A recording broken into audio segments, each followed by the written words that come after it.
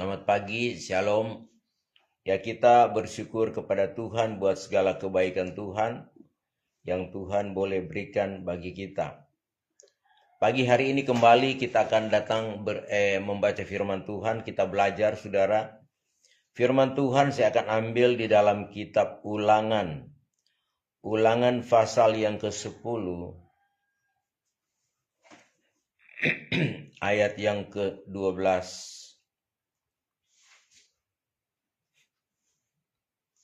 Dalam terjemahan baru bertemakan orang Israel diperingatkan supaya taat dan bersyukur. Ayat 12.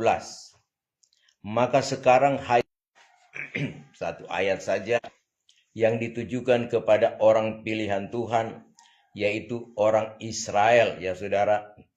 Tatkala mereka, saudara sekalian, dikeluarkan oleh Tuhan dari perbudakan di Mesir, dalam perjalanan menuju ke tanah Kanaan, mereka diberikan hukum-hukum atau aturan-aturan yang harus mereka lakukan supaya mereka bisa tiba di tempat yang sudah disediakan oleh Tuhan, yaitu tanah Kanaan, yang dikatakan oleh firman Tuhan penuh dengan air susu dan madu.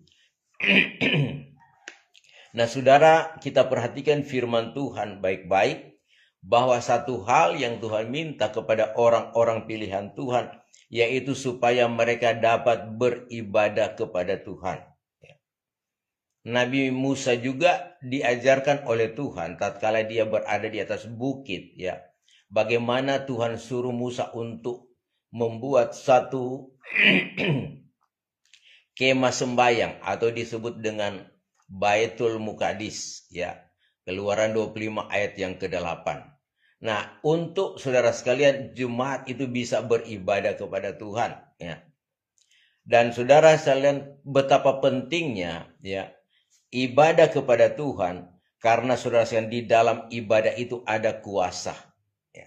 Sebab itu sampai sekarang pun saudara, ya, firman Tuhan selalu mengingatkan bahwa ibadah itu sangat penting, ya. Ibrani 10 ayat yang ke-25 juga dikatakan, ya, mari kita baca firman Tuhan. Ibrani pasal 10 ayat 25. Janganlah kita menjauhkan diri dari pertemuan-pertemuan ibadah kita, seperti dibiasakan oleh beberapa orang. Tetapi marilah kita saling menasehati dan semakin giat melakukannya menjelang hari Tuhan yang mendekat. Jadi, saudara, ya, Rasul Paulus juga mengingatkan bahwa supaya jangan kita menjauhkan diri dari pertemuan ibadah kita.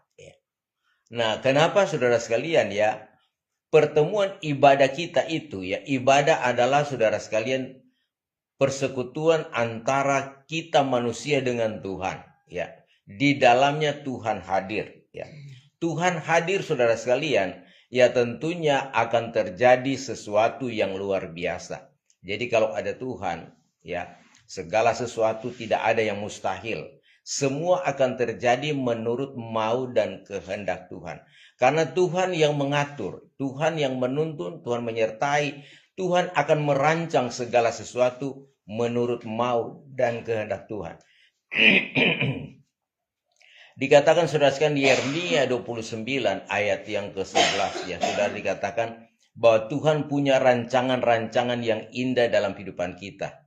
Bukan rancangan kecelakaan, tetapi rancangan damai sejahtera untuk memberikan kita hari depan yang indah dan berbahagia. Artinya saudara dalam Tuhan, Dia memberikan ketenangan, kenyamanan, bahkan Dia memberikan keselamatan atau kehidupan yang kekal. Itu rancangan Tuhan, ya, pikiran-pikiran Tuhan. Dan saudara sekalian, kita tahu bahwa rancangan Tuhan, ya, dikatakan firman Tuhan tidak akan ada yang gagal. Semua akan terjadi. Bahkan semua yang difirmankan, ya, semua akan terjadi. Dan kita melihat, ya, kalau situasi dunia sekarang ini, ya, terjadi gejolak yang luar biasa, maka itu semua karena penggenapan kebenaran firman Tuhan. Jadi betapa pentingnya kita, gereja Tuhan, orang yang percaya di akhir zaman ini, untuk memahami maksud kehendak Tuhan. Tuhan katakan, saudara sekalian, Efesus pasal yang 5 dikatakan, jangan kamu bodoh, tetapi harus kita mengerti apa kehendak Tuhan. Ya. Kalau kita mengerti kehendak Tuhan, maka saudara sekalian, kita akan melihat kuasa Tuhan dinyatakan, pertolongan Tuhan, bahkan saudara sekalian, pembelaan Tuhan dalam hidup kita. Orang yang mengerti kehendak Tuhan, dia selalu bersyukur kepada Tuhan. Nah, saudara kasih dalam Tuhan, ya, kita memperhatikan kuasa ibadah. Ya. Ibadah itu ya dikatakan dalam Keluaran 23 ayat yang ke-25, ya, itu mengandung janji, ya, roti dan air diberkati, segala penyakit dilalukan. Ya, itu kuasa ibadah. Roti makananmu, air minumanmu, ya, diberkati, segala penyakit dilalukan. Kemudian saudara sekalian, ya, terkadang kita beribadah kepada Tuhan, kita tidak merasakan hal yang demikian. Ada hal yang perlu diperbaiki, ya. Karena saudara, ya, kalau kita datang beribadah kepada Tuhan, ya, bukan hanya sekedar kita datang duduk diam dengar, saudara. Tetapi bagaimana kita, saudara sekalian, ya, dikatakan ayat pokok tadi, ya, dengan sungguh hati, ya, kita bersyukur, bersungguh-sungguh, memuliakan Tuhan, ya. Karena dikatakan oleh Rasul Paulus, ya, bahwa ibadah itu, ya, akan besar keuntungannya. Yang pertama yaitu jikalau disertai dengan hati yang senang, hati yang bersyukur, ya, bukan dengan hati yang terpaksa, ya, atau punya motivasi, saudara, ya. 1 Timotius 6 ayat yang ke-6. Kita baca firman Tuhan.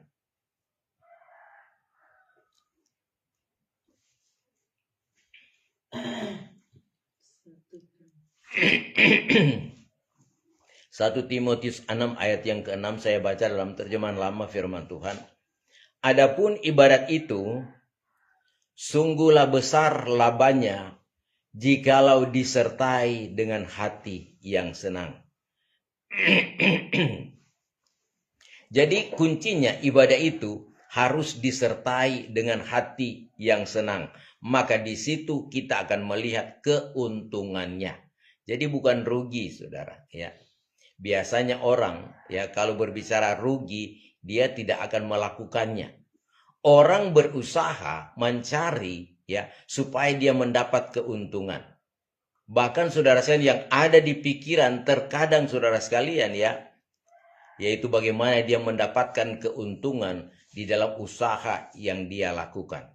Tetapi saudara, kalau berbicara di dalam Tuhan, ya, bukan masalah untung ruginya, saudara, karena Tuhan, saudara sekalian, berkuasa, ya.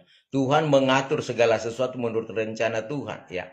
Terkadang di pemandangan kita akan mendapatkan keuntungan, tetapi tatkala kita kerjakan mendapatkan hasil yang merugikan, ya.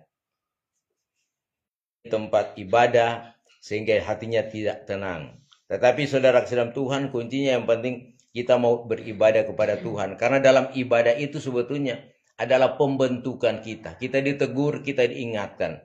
Jadi segala dosa itu diingatkan oleh Tuhan untuk saudara, ya, kita sadari dengan Tuhan. Kemudian saudara sekalian, ya, dikatakan saudara sekalian, ya, ibadah itu punya perjanjian hidup. Ya. Di dalam 1 Timotius 4 ayat yang ke-8, ya, kita akan membaca firman Tuhan. 1 Timotius 4 ayat yang ke-8. Terjemahan lama. Karena senam bagi tubuh itu sedikit saja gunanya, tetapi ibadat itu berguna di dalam segala sesuatu, sebab ada padanya perjanjian hidup yang sekarang, sebab ada padanya dan yang akan datang. Artinya saudara sekalian, hidup kita yang sekarang, ya, kemudian yang akan datang. Ini fungsi ibadah yang berkenan kepada Tuhan. Sebab itu saudara, kita, ya, berusaha supaya kita terus ada di dalam perhimpunan atau peribadatan bersama-sama, ya. Namun saudara, kita memperhatikan bahwa ada ibadah yang berkenan kepada Tuhan dan ada ibadah yang tidak berkenan. Ya, ibadah yang berkenan kepada Tuhan adalah ibadah yang benar, ya saudara. Namun saudara sekalian, mari kita akan membahas ya, ibadah apakah itu ya, yang tidak berkenan kepada Tuhan dan yang berkenan kepada Tuhan ya. Yang pertama kita akan membahas saudara, ibadah yang tidak berkenan kepada Tuhan. Ibadah yang tidak berkenan kepada Tuhan artinya tidak akan ada kehadiran Tuhan ya. Manusia saja akan hadir di sana. 2 Timotius 3 ayat yang kelima ya, kita akan belajar firman Tuhan ya. 2 Timotius 3 ayat yang kelima, firman Tuhan katakan demikian. Yang merupakan dirinya seperti beribadah, yang merupakan dirinya seperti orang beribadah, tetapi kuasa ibadat itu telah ditolakkannya. Maka daripada orang itu, palingkanlah dirimu. Ya, saudara, dalam ibadah yang menolak kuasa Tuhan, ibadah yang saudara sekalian tidak dihadiri atau kuasa Tuhan tidak dinyatakan karena Roh Kudus tidak diandalkan. Ya, karena di dalam 1 Korintus pasal yang ke-14 ayat 26 sampai 33 dikatakan ya, ada gangguan jaringan ya. Saudara, yang dikatakan tadi saudara sekalian ya, menolak kuasa ibadah itu Tuhan tidak hadir. Kemudian saudara sekalian ya, kita melihat lagi ibadah yang saudara sekalian Tuhan tidak hadir di sana. Kita baca firman Tuhan Kolose pasal 2 ayat 23. Kolose pasal 2 ayat 23. Firman Tuhan katakan demikian. Terjemahan baru saja. Coba baca.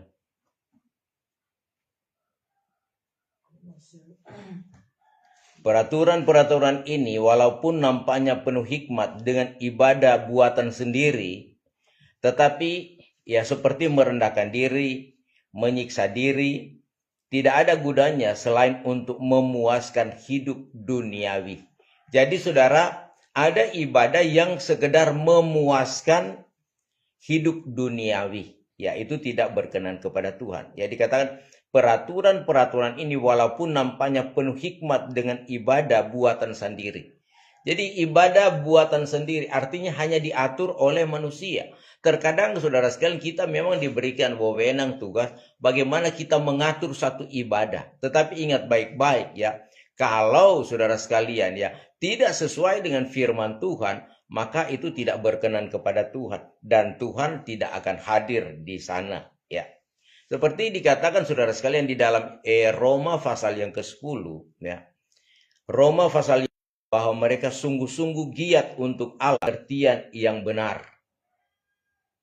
Sebab oleh karena mereka tidak mengenal kebenaran Allah dan oleh karena mereka berusaha mendirikan kebenaran mereka sendiri, maka mereka tidak takluk kepada kebenaran Allah. Jadi saudara sekalian, ibadah buatan manusia ya saudara, tidak takluk kepada kebenaran Allah. Artinya tidak melakukan sesuai perintah Tuhan. Jadi percuma saudara sekalian, orang yang beribadah kalau tidak ada kehadiran Tuhan, ya saudara ke dalam Tuhan. Katakan begini firman Tuhan. Mereka mengaku mereka menyangkal dia. Mereka keji dan durhaka dan tidak sanggup berbuat sesuatu yang baik ya. Mengaku saudara sekalian mengenal Allah, tetapi mereka tidak melakukan kehendak Tuhan ya saudara. Dan inilah saudara sekalian ibadah-ibadah yang tidak berkenan kepada Tuhan ya. Memang saudara sekalian apa yang terjadi kalau kita memperhatikan juga dari awal bagaimana Kain dan Habel ya. Mereka saudara sekalian mempersembahkan yang terbaik. Kain mempersembahkan yang terbaik, Habel juga mempersembahkan yang terbaik, itu dalam kitab Kejadian ya. Kemudian saudara sekalian persembahan Kain itu ditolak oleh Tuhan dan persembahan Habel diterima oleh Tuhan. Jadi sudah berawal dari sana, tetapi tanpa disadari oleh Kain bahwa sebetulnya ada satu hal yang Tuhan lihat, bahwa hatinya tidak teguh, tidak kudus ya. Tidak dengan segenap hati. Sebab itu firman Tuhan katakan kalau kita mau beribadah kepada Tuhan, datanglah dengan segenap hati, dengan segenap jiwa dan roh. Artinya semua fokus untuk memuliakan Tuhan, baru ibadah kita berkenan kepada Tuhan. Itu saudara sekalian, ibadah-ibadah yang saudara sekalian tidak berkenan kepada Tuhan. Jadi hati ya jauh daripada Tuhan, meskipun mulut memuliakan Tuhan, beribadah, bahkan saudara kasih dalam Tuhan menyanyi lagu rohani, bahkan sudah diadakan ya kontes atau pertandingan kor atau apa ya dikatakan itu ya saudara sekalian, lagu-lagu rohani, tetapi kalau Tuhan tidak berkenan, Tuhan tidak hadir, itu percuma usaha yang kita lakukan ya, karena saudara hanya menyenangkan telinga, hanya menyenangkan manusia. Kemudian saudara kita masuk pembahasan yang kedua, yaitu ibadah yang benar, saudara. Ibadah yang benar itu seperti apa, saudara? Ya, dikatakan Rasul Paulus di dalam Roma pasal yang ke-12 ya. Rom 12 kita akan membaca firman Tuhan ayat 1 mulai. Persembahan yang benar. Karena itu saudara-saudara, demi kemurahan Allah aku menasihatkan kamu supaya kamu mempersembahkan tubuhmu sebagai persembahan yang hidup, yang kudus dan yang berkenan kepada Allah. Itu adalah ibadahmu yang sejati. Jadi kita perhatikan bahwa ibadah yang sejati, ibadah yang utama adalah mempersembahkan seluruh kehidupan kita kepada Tuhan. Mempersembahkan hidup kita kepada Tuhan, ya. Kalau kita masuk di dalam ayat yang kedua, yaitu kita merubah cara hidup kita. Ya, ayat 2 dikatakan, jangan kamu menjadi serupa dengan dunia ini, tetapi berubahlah oleh pembaharuan budimu, sehingga kamu dapat membedakan manakah kehendak Allah, apa yang baik, yang berkenan kepada Allah, dan yang Tuhan hadir dalam ibadah kita, ibadah yang benar. Jadi merupakan ibadah yang sejati. Ya, saudara. Kemudian saudara sekalian, di dalam Ibrani pasal yang ke-12 ayat yang ke-28 ya. Ibadah yang ya kita akan membaca firman ibadah yang berkenan kepada Tuhan. Ibrani 12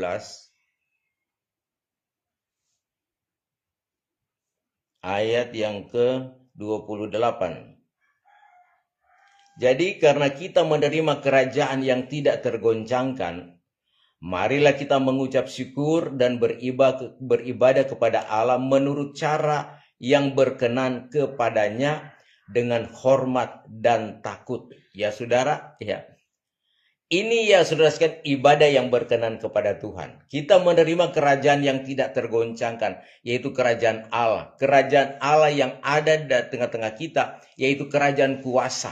Ya, kuasa Allah ada maka Tuhan hadir. Ya, jadi marilah kita mengucap syukur dan beribadah kepada Allah menurut cara yang berkenan. Ya, cara yang berkenan kepada Tuhan menurut tata cara ibadah yang dikatakan oleh firman Tuhan menurut ya tabernakel. Ya, tabernakel saudara, ya di dalamnya ada ya halaman, ada kamar suci dan kamar maha suci. Di dalamnya ada alat-alat. Alat-alat di dalamnya adalah mempunyai pengertian rohani bagaimana kita beribadah kepada Tuhan. Ya. Beribadah kepada Tuhan ditentukan oleh Tuhan. Karena di dalam ibadah itu pun saudara kita diukur. Ya. Gereja Tuhan, orang-orang yang beribadah kepada Tuhan, Wahyu pasal yang ke-11 itu diukur. Ya. Artinya saudara sekalian, setiap pribadi Tuhan melihat sampai ke dalaman hati. Ada yang datang sungguh-sungguh, ada yang datang tidak sungguh-sungguh ya. Ada datang dengan motivasi dan ada yang datang dengan segenap hati. Semua dilihat oleh Tuhan. Sebab itu saudara, mari kita beribadah yang berkenan kepada Tuhan ya. Ibadat yang berkenan yaitu dengan hormat dan rasa takut. Kemudian saudara sekalian, ibadah yang suci ya.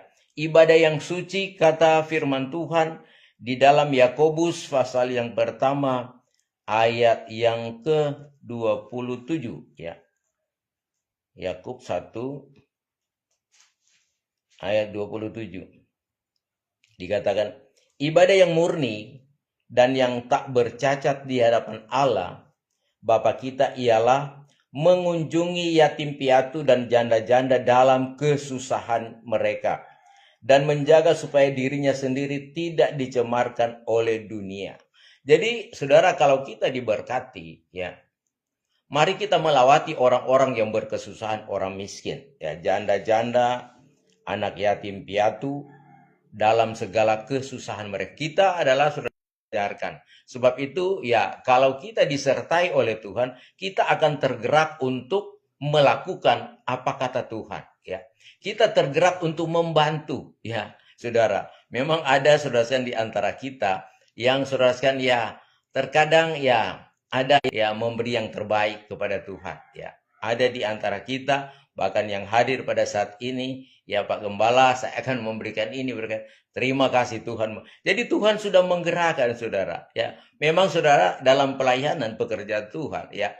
Kami punya motivasi bahwa melayani saja melayani, ya. Karena segala sesuatu Tuhan punya, emas dan perak Tuhan punya. Dan ternyata Tuhan menggerakkan orang-orang tertentu untuk menolong. Dan inilah kuasa ibadah kepada Tuhan, ya saudara. Kemudian yang berikut saudara kesenangan Tuhan, kita akan belajar firman Tuhan, ya. Di dalam saudara sekalian Yakobus 1 ayat yang ke-26, ya.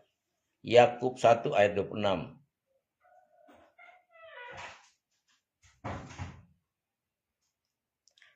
Ya. Tetapi kalau kita saudara sekalian selalu datang kepada Tuhan, Tuhan akan dipantau oleh Tuhan. Karena memang kehidupan kita manusia dalam keadaan lemah, ya. Terkadang kita berusaha untuk berbuat baik, tetapi yang kita lakukan adalah jahat. Karena dosa itu yang sudah ada di dalam hidup kita yang memang sangat sulit untuk kita keluarkan tanpa pertolongan Roh Kudus, ya. Firman Tuhan saudara sekalian itu kalau ada dalam hati kita, maka segala dosa itu akan saudara sekalian kita mampu untuk keluarkan. Jadi hanya pertolongan Tuhan.